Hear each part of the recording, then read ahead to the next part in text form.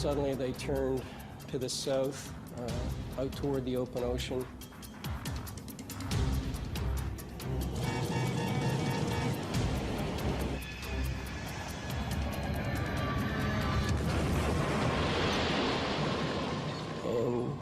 And the aircraft disappeared. Oh my God, I think we've lost her. I think we've lost it. Swissair 111, come in. Swissair 111. Oh my God.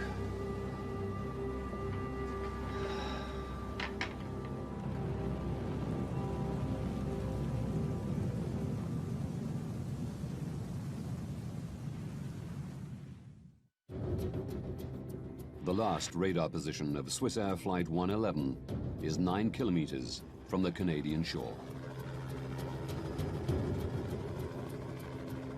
As word spreads, local fishermen head to sea, intent on rescuing survivors.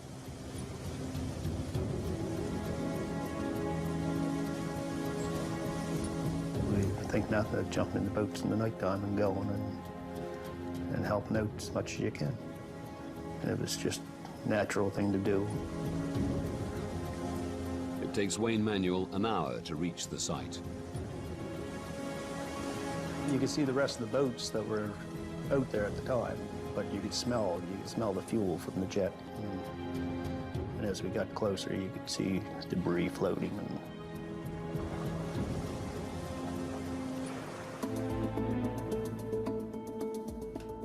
865 kilometers away, in Goldens Bridge, New York, Lynn Romano is catching some news.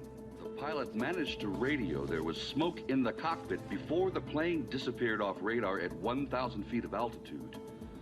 I saw that there was a plane crash, which always sent chills through me. And I made the sign of the cross because I wanted to, you know, pray for these people, whether they were alive or dead. No one knew then. It was on a flight out of New York on its way to Geneva. Tom, tell us what you've been seeing and hearing from your position. The more I watched the news, the more I realized that this was his flight. All evening long, emergency vehicles have been positioned along the coastline waiting for possible survivors. I called the 800 numbers and I said, look, you know, it's Swissair Flight 111. He's in seat 9F. I have all of the information here. Somebody's got to tell me that he was on this aircraft. Was it Swissair 111? I knew that it was the same aircraft.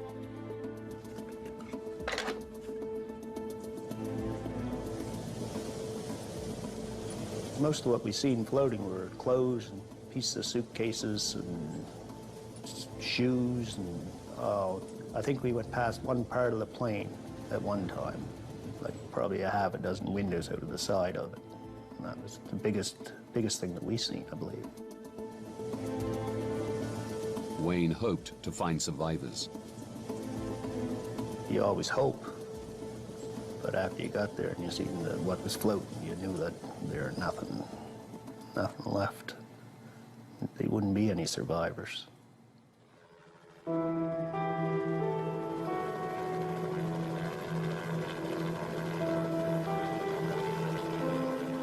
The devastating news is confirmed at daybreak. All 229 people on board Swissair Flight 111 have perished. They basically told me, you know, there were no survivors, and I really don't remember much after that. It felt like my whole soul was being sucked out of my body.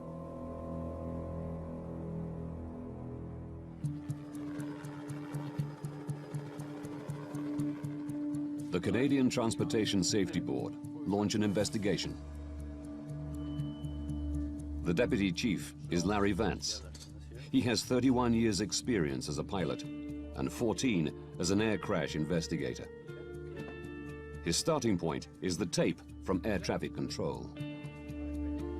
We had quite a bit of information, in fact, from the very beginning, because we knew that the aircraft had caught on fire, if you will, and that the pilots were fighting that circumstance. What we were interested in was how the fire started, how the fire spread, and how it eventually disabled the airplane. That's the key for us, was to answer those 3 questions. Now, by going deep into this investigation, we can reveal what caused a modern passenger airliner to plummet into the Atlantic Ocean, killing everyone on board.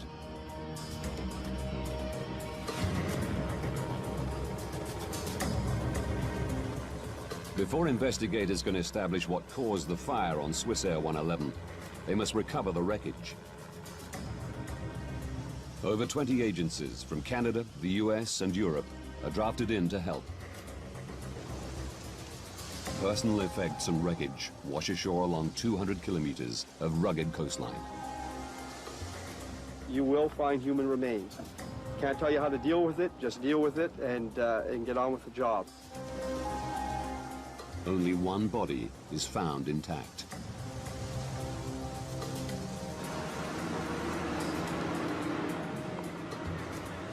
Divers and remotely operated vehicles scour the wreckage 54 meters under the sea.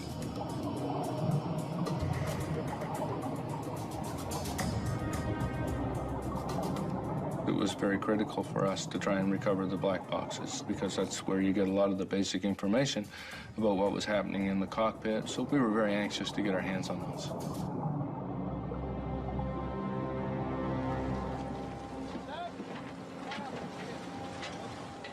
Within 9 days of the crash, both black boxes are found intact.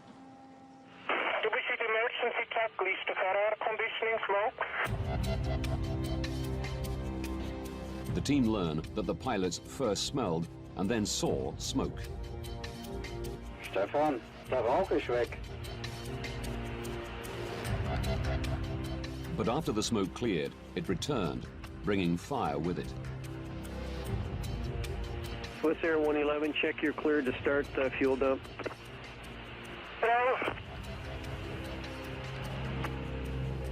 But investigators learn little more.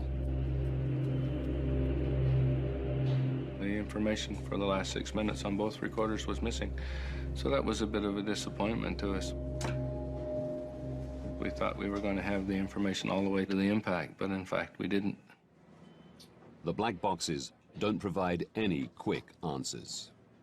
But Vance is confident the plane's wreckage holds more clues.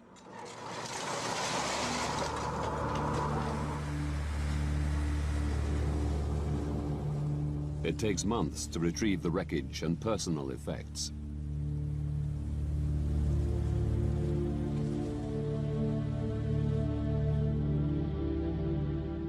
Bereaved relatives are invited to come and reclaim their loved ones' possessions.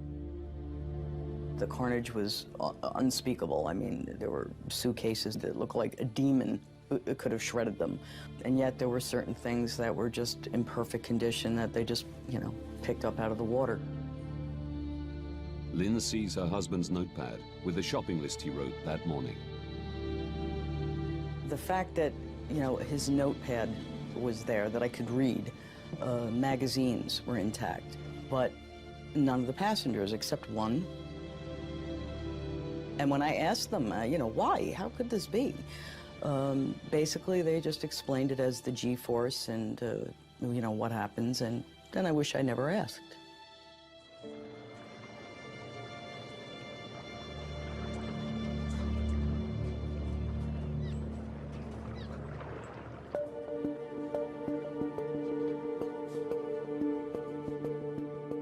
Eventually, 98% of the plane is recovered. But it's in over 2 million pieces.